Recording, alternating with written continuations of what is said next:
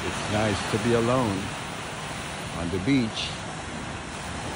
No crowds, just me and the ocean today. I love it. Okay, here is the view for now. Awesome.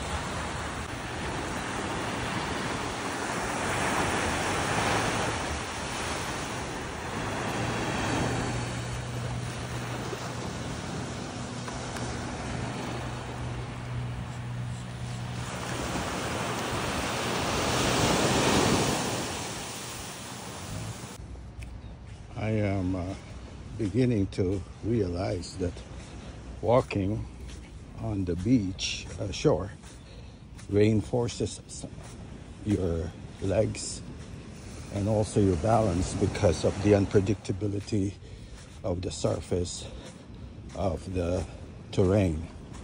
And besides, it's a nice way to walk on an early morning like today with less people around. It's not as crowded as it is during the weekend. Today is Tuesday, so I'm pretty much enjoying the walk right now. Very slow though.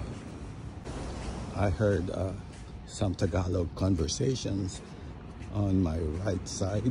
I might come back and sort of approach the crowd. I think they are all Filipinos, young Filipinos though.